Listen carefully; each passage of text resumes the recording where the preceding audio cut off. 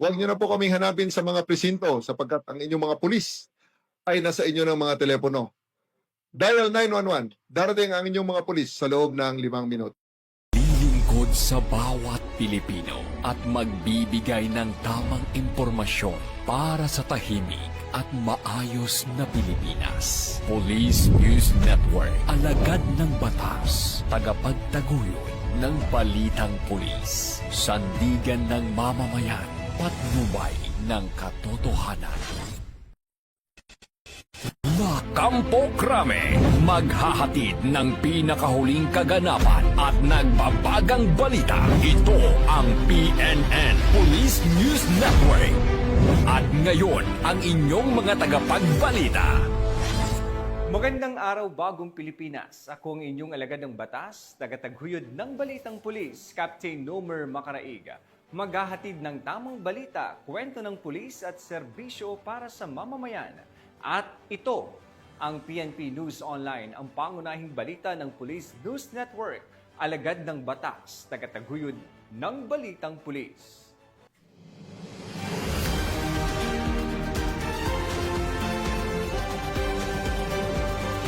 Ngayon po ay araw ng Sabado at narito ang mga balitang nakalap ng ating PNN correspondent sa loob ng linggong ito.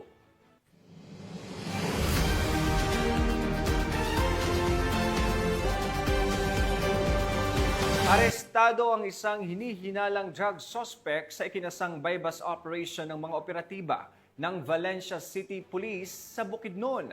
Alamin ang detalye ng report mula kay Pacho Woman Riza Sahonia.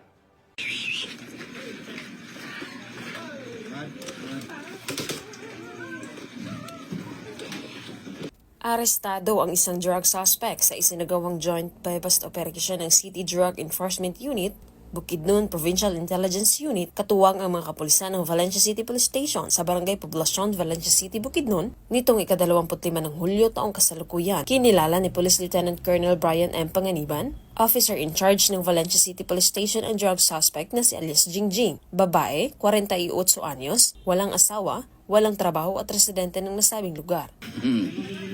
Iya, anak basig.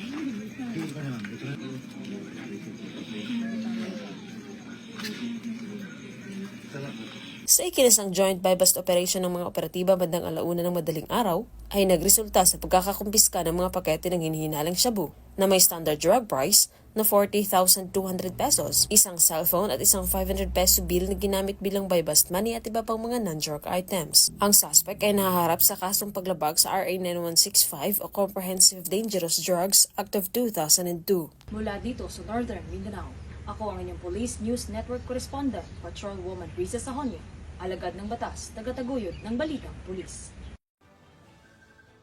Maraming salamat, Patrol Woman Sahonia. Ipinamalas ng Davao City Police Office at ng kanilang force multipliers ang kanilang aktibong pakikiisa sa komunidad sa pamamagitan ng pagsali sa isinagawang clean-up drive at feeding program sa Bala, Pasilungan bilang bahagi ng kanilang makataong serbisyo. Yan ang balitang hatid ni Patrol Woman Sheena May Ilagan. Isang makabuluhang aktibidad ang isinagawa sa Balay Pasilungan sa Barangay 5-A, Bangkerohan, Davao City, kung saan nagsama-sama ang mga membro ng komunidad at mga lingkod bayan nito lamang ika-27 ng Hulyo upang magsagawa ng clean-up drive at feeding program para sa mga batang pansamantalang naninirahan sa nasabing pasilidad.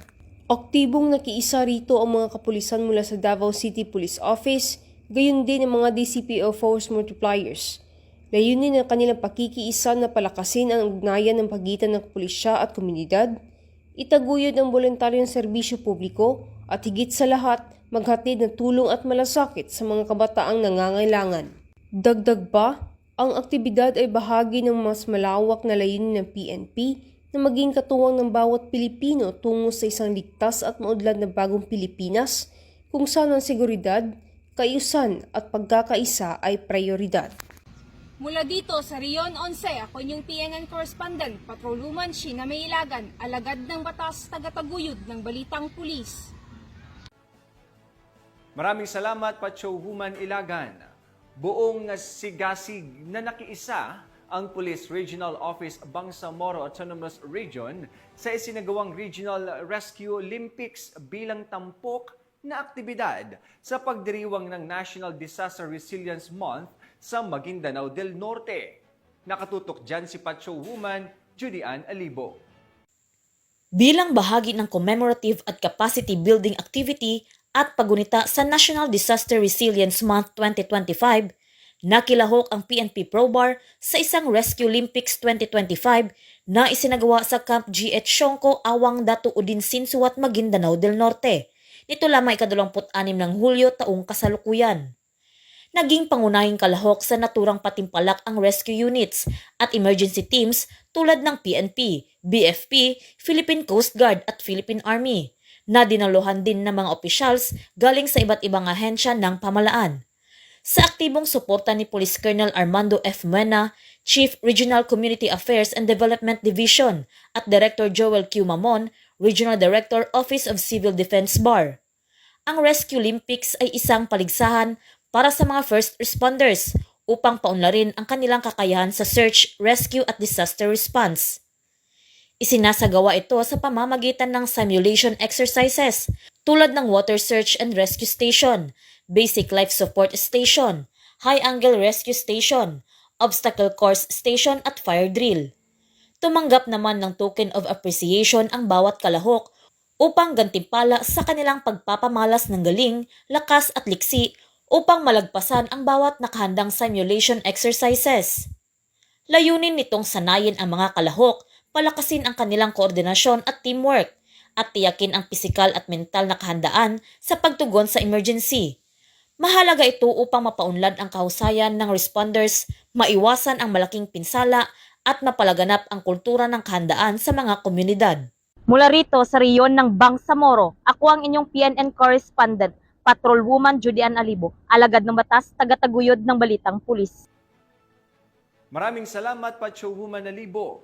Umabot sa halos 7 milyong pisong halaga ng hinihinalang shabu ang nakumpiska sa isang matagumpay na buy-bust operation na ikinasa ng mga otoridad sa lalawigan ng Bohol. Ang report mula kay Patrol Woman Flora May Azares.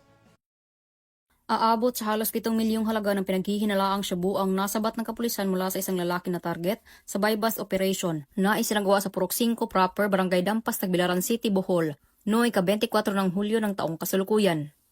Kinilala ni Police Colonel Arnel B. Banson, Provincial Director ng Bohol Police Provincial Office, ang suspect na si alias Polpol, 44 anyos, isang high-value individual na residente ng Purok 1, Barangay Kugon, Tagbilaran City, Bohol.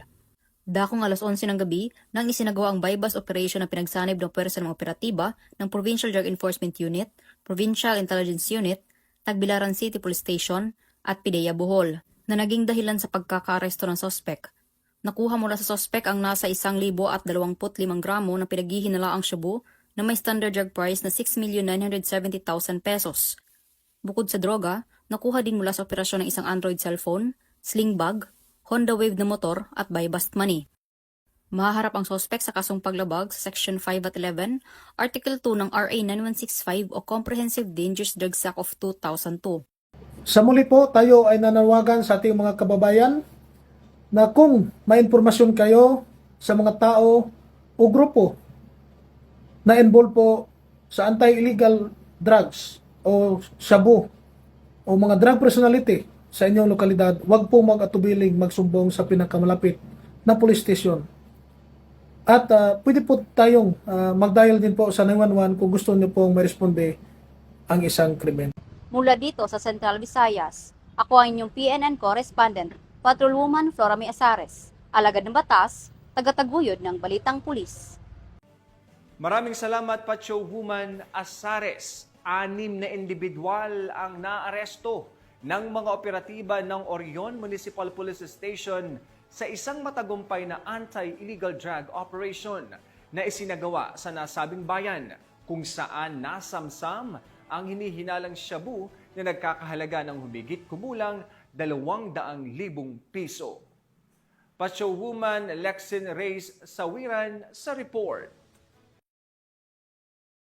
Arestado ang 6 na individual habang tinatayang 204,000 na laga ng hinihinalang shabu ang nasamsam sa isang matagumpay na anti-illegal drug operation na isinagawa ng mga operatiba ng Orion Municipal Police Station sa Teachers Village, Barangay Santo Domingo, Orion, Bataan. Pinangunahan ng Drug Enforcement Unit ng Orion MPS sa ilalim ng pamuno ni Police Colonel Marites A. Salvadora, Provincial Director ng Bataan PPO, ang ikinasang buy-bust operation na nagresulta sa pagkakaaresto ng unang sospek matapos bentahan ang isang operatiba na nagsilbing posture buyer ng isang sachet ng hinihinalang shabu kapalit na isang pirasong 500 pesos marked money. Samantala, ang 5 pang sospek ay naaktuhan umanong gumagamit ng iligal na droga sa isang pot session. Nasamsam sa operasyon ang 7 piraso ng heat-sealed transparent plastic sachet na naglalaman ng hinihinalang shabu,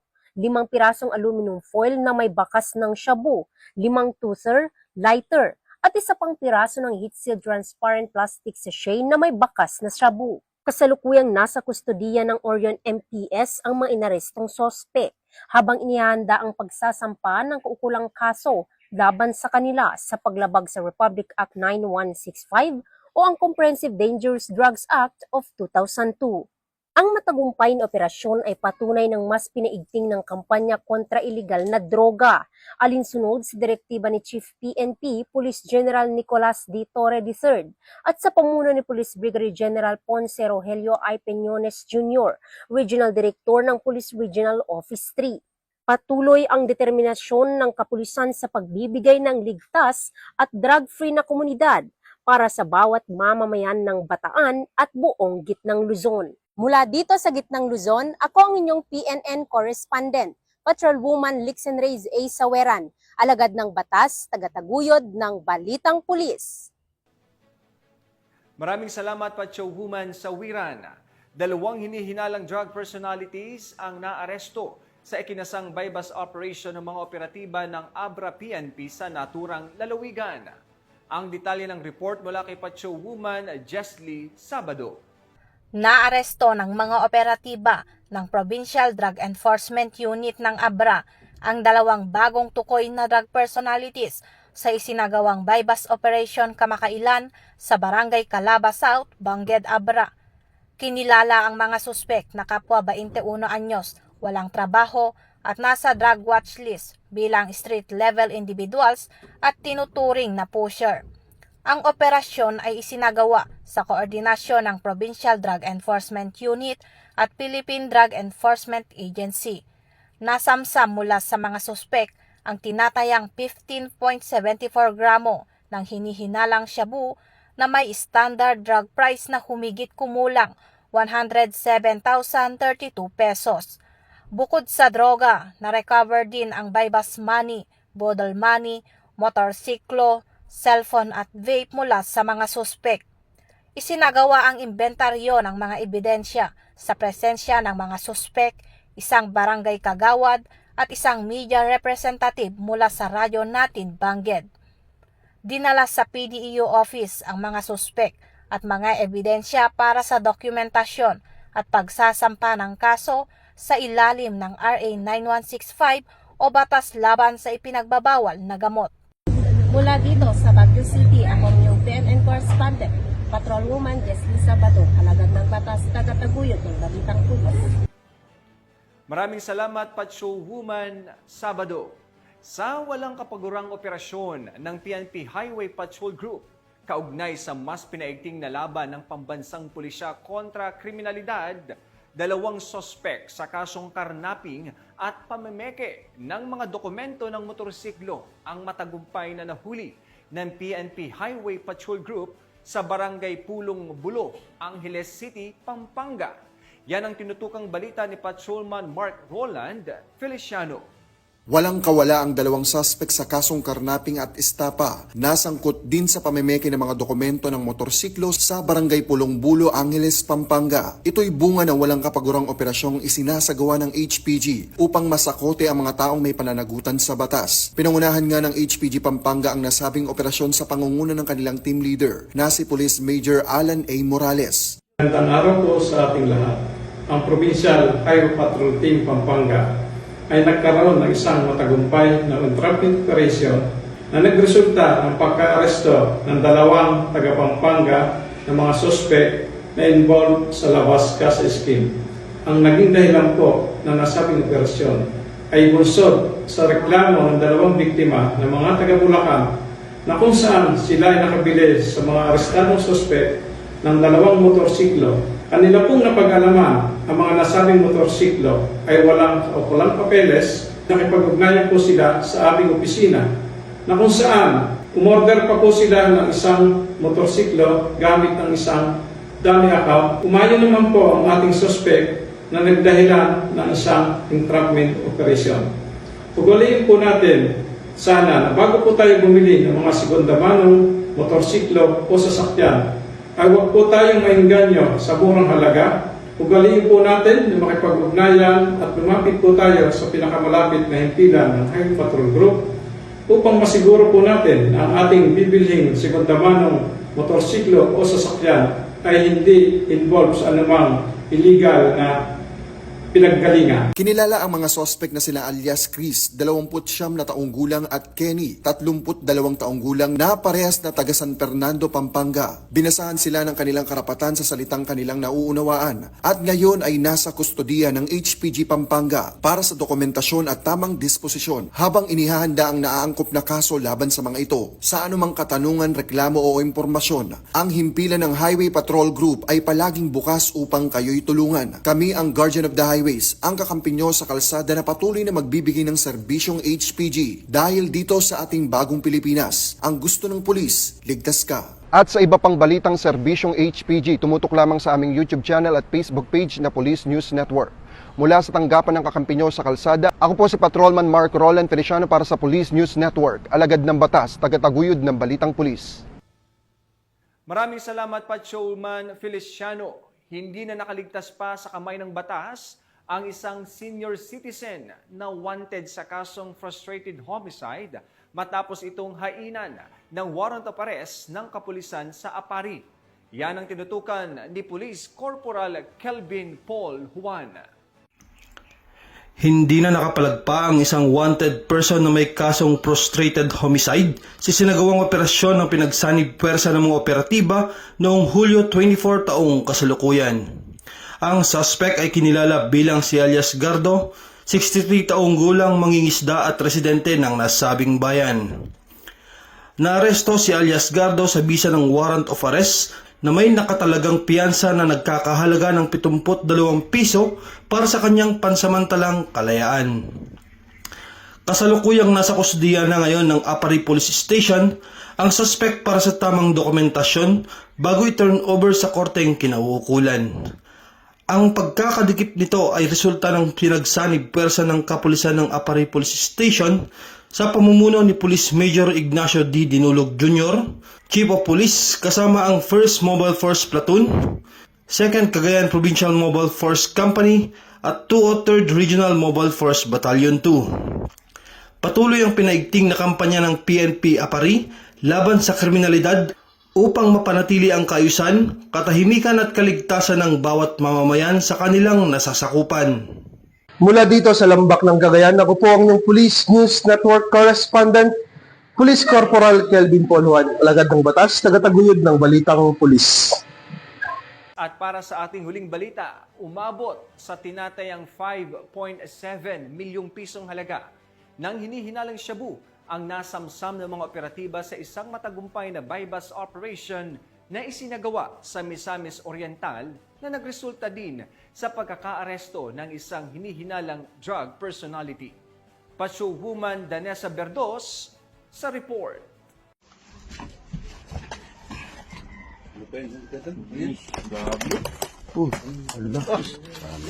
Arestado ang isang individual sa sinagawang joint buy-bust operation ng Regional Police Drug Enforcement Unit 10, PDEA Misamis Oriental, RIU 10, PDEG SOU 10 at Taguloan MPS sa Barangay Sihayon, Taguloan, Misamis Oriental nito lamang ika-25 ng Hulyo taong kasalukuyan. Kinilala ni Police Major Renz Marion Serrano, OIC ng Taguloan MPS, ang drug suspect na si alias Jane, 55 taong gulang, babae lalaki, may asawa at residente ng nasabing lugar.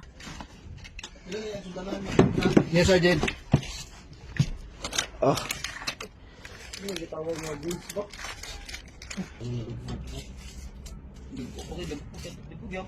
Sa kinasang bypass operation bandang alas 5 ng umaga ay nagresulta sa pagkakumpiska ng mga pakete ng hinihinalang shabu na may 850 na gramo na may standard drug price na 5,780,000 pesos. Ang suspect ay nahaharap sa kasong paglabag sa RA 9165 o Comprehensive Dangerous Drugs Act of 2002. Mula dito sa Camp Capistrano, Gusa, Cagayan de Oro City, ako ang inyong Police News Network correspondent, Patrolwoman Danasa Berdos, alagad ng batas, tagataguyod ng Balitang Pulis. At yan po ang mga balitang nakalap ng ating PNN correspondents mula Luzon, Visayas at Mindanao sa loob ng linggong ito. At sa ngalan po ng pamunuan ng Philippine National Police sa pangunguna ng ating Chief of PNP, Police General Nicolas Torre III at sa pamumuno ni President Ferdinand Bongbong Marcos Jr., kami po ay maglilingkod sa bawat Pilipino at magbibigay ng tama at balansing balita dahil dito sa Bagong Pilipinas, ang gusto ng pulis, ligtas ka. At sa ating mga mahal na kababayan, huwag na kayong maghanap pa ng pulis sa presinto sapagkat kami po ay nasa inyo ng mga telepono. Tumawag sa 911, darating kami sa loob ng 5 minuto. Mula po dito sa tanggapan ng tagapag-ugnay ng Pambansang Pulisya, ako ang inyong alagad ng batas, tagataguyod ng Balitang Pulis, Police Captain Nomer Macaraig, maghahatid ng tamang balita, kwento ng pulis at serbisyo para sa mamamayan. At ito ang PNP News Online, ang pangunahing balita ng Police News Network.